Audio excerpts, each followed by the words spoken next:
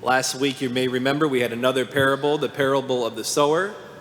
We saw that last week Jesus described himself as way of analogy and parable that he's the sower. And he goes around, remember last week, and he sows his life, he sows his peace, his love, and he sows it generously. He doesn't hold back. He sows it on all kinds of soils, the good soil and the bad soil alike. And we asked ourselves the question this past week of what kind of soil am I of those four soils? This week, we have another parable, and we learned that there's not just one sower, but there's also evil. That there's this sower who sows evil, and we know this from our lives. We know the evil that's easily seen in our own hearts at times, and we also know the evil that's easily seen out in our world. So using this parable of the wheat and weeds, I want to draw forth from it two principles, two spiritual principles. The first is this: don't sleep on the job. We have a situation where a field is full of wheat and weeds. That's not a good thing. You know, take it from a son of a hog farmer, and we have a lot of corn and soybeans that we raise to feed the pigs. When you have a field that's full of weeds and you get some wagweeds, it can do some serious damage. It's a mess. So the servants notice this, the field of wheat and the weeds, and in verse 27, they run to the master and they say, "Master, did you not sow good seed in the field? Where have the weeds come from?" It's like, how did this happen? There's almost a sense of surprise to them. In the next verse, Jesus gives the answer. He says, "An enemy has done this." And you can imagine him just saying it kind of just matter of fact. Evil exists. The devil's real. And he's come to steal, to kill, and destroy, and cause a mess. It's important to highlight, I want us to highlight a point, a line in the very beginning of the parable that's oftentimes it's glanced over. The text says this in the very beginning of the parable: "While everyone was asleep, his enemy came and sowed weeds all through the wheat and then went off." The enemy came, sowed seeds of weeds, and then went off without anyone ever noticing, because they were asleep. The servants who were meant to keep charge of the field had fell asleep. And it's very often that evil infiltrates and influences our hearts, our families, our world subtly through little seeds of weeds that are planted when people aren't watching, when we're not noticing, when we've fallen asleep. Time goes by, run out in the field, and we see out in the field tons of weeds that have grown, and we're like, what the heck happened? This spiritual principle, I mean, there's many illustrations that we could turn to drive this home, but there's one that came to mind right away. It's on a lot of people's minds right now with a recent movie that came out on 4th of July that a lot of people are going to see called Sound of Freedom. Sound of Freedom has to do with the tragedies and the increased prevalency of human sex trafficking. It's like, okay, it's bad, it's evil, it's weeds. Like, it doesn't get any worse than this. And as the movie has brought out increased conversation about it, increased awareness, and conversations been had, and those are good things, and they need to be had. Increased conversations and increased action. But here's, I think, what the parable proposes. How might this situation, how might we be like the servants, the workers, where this is a situation where we come out in this moment, we're coming out, we're looking at the field, and we see a field full of the weeds, of the evil, and we see the mess. Like, how had maybe we and are we sleeping on the job, and little ways in which the evil little seeds have been planted that's gotten to the point where we look out and we see a field full of weeds now. There's no question that there's been a slow drippage that can be seen over the last 50 years with the sexual revolution.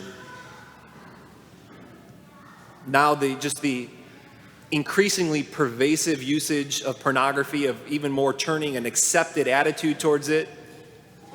There's a Harvard law professor who does a lot of study on this and study on the linkage between porn uses and trafficking, and how she describes how it creates a hunger to continue to objectify, and it just creates a culture of now generations of age of objectifying the other. Now she breaks down on the ways in which porn usage feeds in many different ways, and how it feeds the trafficking industry. There was an author who had a piece in the USA Today earlier this year who says this: the hypersexualization of young children in fashion today, in TV, and on social media is a worrisome trend that should be triggering a crescendo of warning bells. The question, I think, is, have we been hearing the warning bells over the last number of decades? Can we point to some of the tragedies of the sexual revolution and what it's caused? She goes on to say the consequences of our complacency, the consequences of us maybe falling asleep, not noticing the little seeds of weeds that were planted.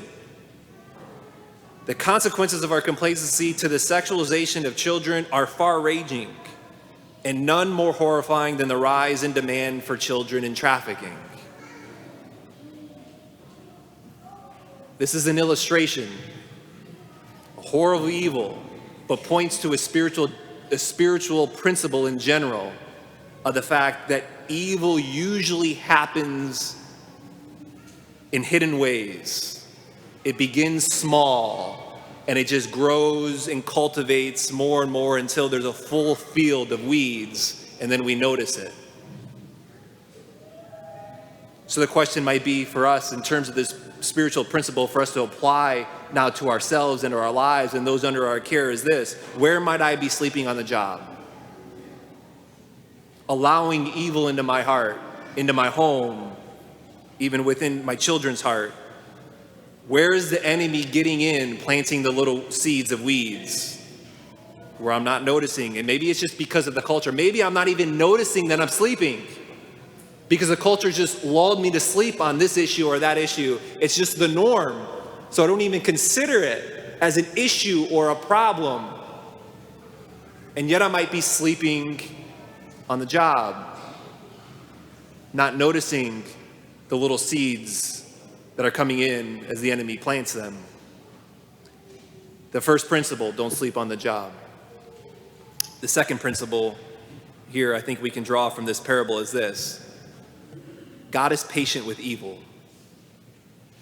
So notice in the parable, the enemy sowed the weeds, and the workers see the weeds growing, and they go and they ask the master, do you want us to go pull them up?